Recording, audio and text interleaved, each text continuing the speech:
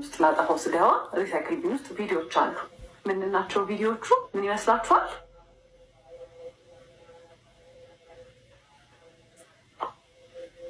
ቪዲዮ ነው።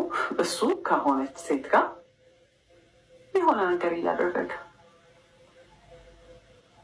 አየሁት። ከዛ አይወስ ኮንፊውዝድ ማለት ማይሆን ቦታ እንደዛ አይነት ቪዲዮ አይከፈትም ኦብቪየስሊ። ከዛ ወዲያውኑ ቼክ አደረኩኝ፣ አስቀመጥኩት። በቃ ጭንቅላቴ ትንዝዝም ያለው። ከዛ ወዲያውኑ ቴሌግራም ውስጥ ገብቼ እና ቼክ ማድረግ ጀመርኩ ማለት ነው። ከዛ ሳይ ከማይላላከው አይነት ቴክስት የለም፣ የማያወራው አይነት ሴት የለም። ማውራት ከጀመርንበት እኛ ዴት ማድረግ ከጀመርንበት ቀን ጀምሮ ይሄ ስልጠና እያለ የሚሄድበት ሰዓት፣ ባህሪው የሚቀየርበት ሰዓት ኤቭሪ ታይም ከሴቶች ጋር እያወራ ነው ማለት ፍለርቴሽስ ነው። በቃ መቼ ነው በዚህ ቻፓ ላይ የምትቀመጭብኝ? መቼ ነው ይሄን የምናደርገው? መቼ ነው ማገኘሽ? አንቺን እንደ መውደድ ቀላል ሆነብሽ? ሁሉንም ነገር መውደድ ማለት ፉል ኦን ፍለርቲንግ፣ ፉል ኦን ቺቲንግ ማለት ነው። እና ትሩአውት ሆል እንትን ቺት እያደረገ ነው። እና እነዛ ባህሪዎች እኔ አላቅም ለምን እንደሆነ እንደዛ ማለት ከዛ ፋይንድ አውት ቺት እያደረገ እንደነበረ ማለት ነው። ከዛ አየሁት፣ ገባሁን። እኛ ቤት ነበሩ እነሱ ዲኮር እየሰሩ ነበረ። ለመልሱ ቀድሞ አይቼው ሊያናገረኝ ሲል ዝም በል እባክህ ምናምን ብዬ ትቼው ሄድኩኝ። ከዛ ቤት ገባን ማታ። ከዛ ኮንፊርም ስላላረኩኝ በስትክክል የቪዲዮውን ነገር እርግጠኛ ስላልነበርኩኝ ብዙ ነገር ማውራት አልፈለኩም። በቃ አይ ወስ ሶ ኤግዞስትድ። ከዛ ጠዋቱን የመጋረጃ ብረት ግዛ ብዬ ላኩት እና ሲሄድ ስልኩን ከፍቼ ሪስቶር ሳደርጋ የገባው ካሜራ ውስጥ ነው። መቼ ነው ቺት ሲያደርግ የነበረው? ያንን ቪዲዮ ሲቀረጽ የነበረው ሰርጉ እሑድ ከነበረ ዓርብ ዕለት ነው የተቀረጸ። ያንን ቪዲዮ ከነ ሰዓቱ ከነ ምኑ ነው የሚያስቀምጠው። እሺ አየሁት። ከዛ ቪዲዮንም ያው በጣም የዘገነነኝ ሳይ በቃ እሱ ነው ከሴትዮዋ ጋር። ከዛ ሲመጣ ምንድን ነው አልኩት። ገና ሲገባ ምን አለች? ለምንድን ነው ስልኬን የምትነኪው ነው ያለ። ለምን ስልኬን ትነኪያለሽ? እና ጎረቤት ማለት ሰማን ለምን ትጮያለሽ?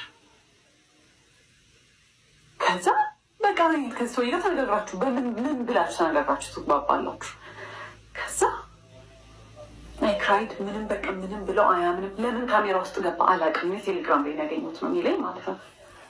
ከዛ ትቼ ወጥቼ ቤት ሄጄ ካፌ ሄጄ ተቀመጥኩኝ። በቃ አልፈልግም አልኩኝ። ከዛ አይኮልድ ማይ ሲስተር ነገርኳት። ከዛ አይዞሽ በቃ ምናምን ነገር አለች። ምን እያደረጉ ነው ቤት ስላት ለመልሱ ወጥ ምናምን እየተሰራ ነው አለች ማለት ነው። ከዛ አሁን ሰው ተጠርቷል፣ እየተደገሰ ነው ቤት። ምን ብዬ ነው ትቼ የምወጣው? እንግዲህ እንደያችሁት ውድ ጓደኞች፣ አያሳፍርም? ይሄ ጉድ አያሳፍርም ወይ? አንዳንዱ ሰው እኮ ትዳር የጠላው ለዛ ነው። እንግዲህ ይህንን ቪዲዮ እስከ መጨረሻው ድረስ አዳምጣችሁ አስተያየት አስቀምጡ። ቪዲዮውን እስከ መጨረሻው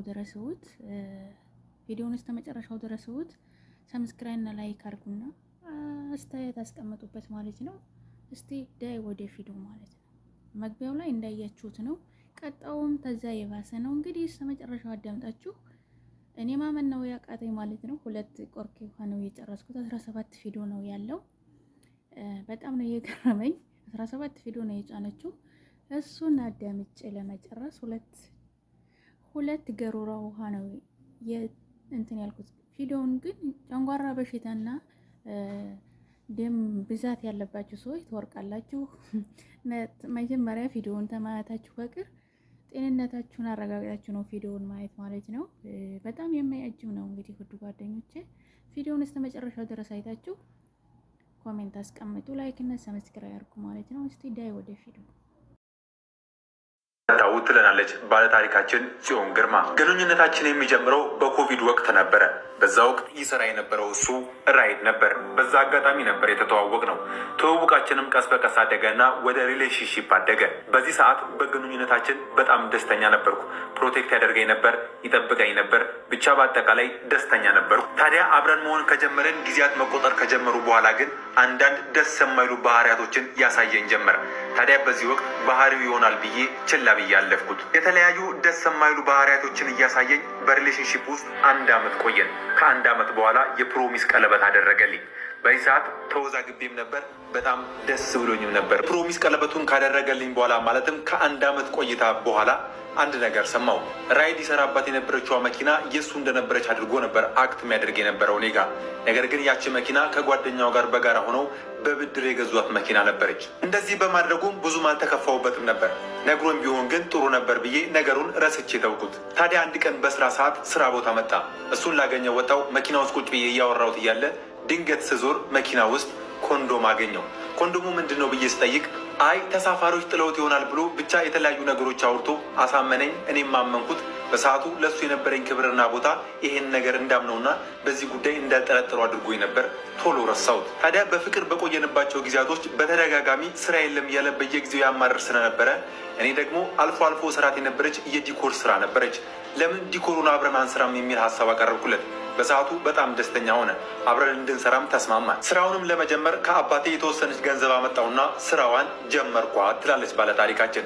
ስራውን ከጀመረን በኋላ ስራው ጥሩ እየሆነ ሲመጣ እሱም በራይድ የሚያገኘውም እኛን ደግሞ ከዚህ ከዲኮራ በምናገኘውን ገንዘብ እቁብ ጀመርን።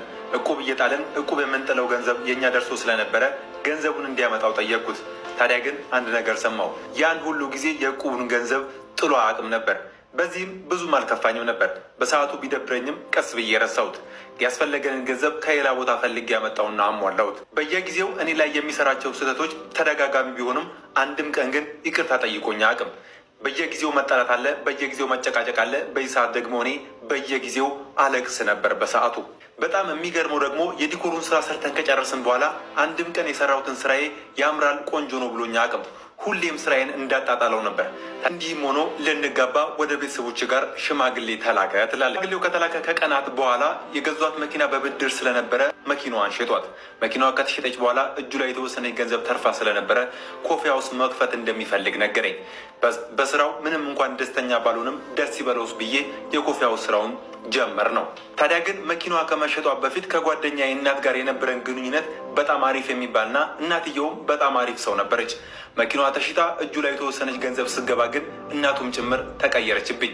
ማለትም ለገንዘቡ ብዬ የቀረብኩት አስመሰለችብኝ ትላለች። ምንም እንኳን እኔ ወደ እሱ ህይወት የገባሁት ከገንዘቡ በፊት ቢሆንም ኮፊያ ውስጡ ከተከፈተ በኋላ እኔ ላይ እየጣለ ወደ ሌላ ቦታዎች መሄድ ጀመረ።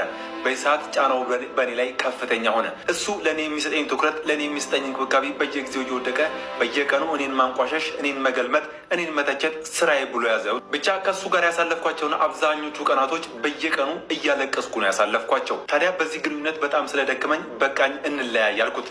በነጋታው መጣና ተለማመጠኝ፣ ለመነኝ፣ ይቅርታ ጠይቀኝ። ግንኙነታችን ቀጠለ። የሰርጋችንም ቀን ደረሰ።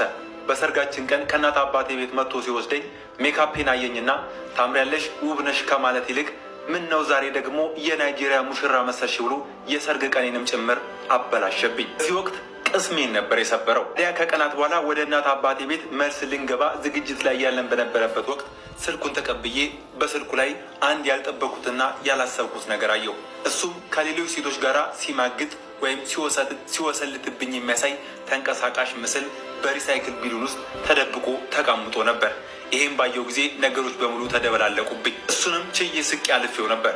ታዲያ ከሌሎች ተደጋጋሚ ጥፋቶቹ በኋላ ወደ እናት አባቴ ቤት ቀጥታ ገባው። ከቀናት በኋላ መቶ ተለማምጦ ይቅርታ ጠይቆ ወደ ቤት ወሰደኝ። ከቀናት በኋላ በድጋሚ ስልኩን አየሁት። እኔ ከቤት አንድ ቀን ሄጄ እናት አባቴ ቤት ባድር፣ እሱ ግን አዳሩን ሙሉ ከተለያዩ ሴቶች ጋር ሲያወራ ነበር ያደረው። ከቀናት በኋላ ወደ እናት አባቴ ቤት ለሁለተኛ ጊዜ ተመልሼ ሄድኩኝ። ለሁለተኛም ጊዜ መጥቶ አልቅሶ ተለማምጦ ይቅርታ ጠይቆ ወደ ቤት ወሰደኝ። እንዲህም እያደረገኝ ግን ወደ እሱ ጋር ከሄድኩ በኋላ አንድም ቀን ሰላም ሆኜ አላቅም። ሁሌም ለቅሶ ነው፣ ሁሌ ያዘን ነው፣ ሁሌ ጭቅጭቅ ነው፣ ሁሌ ስድብ ነው፣ ሁሌ ትችት ነው። ታዲያ ግን ይህ ሁሉ ሲሆን ለቤተሰቦቼ ሁሉም ነገር አሳልፌ አልነግራቸውም ነበር።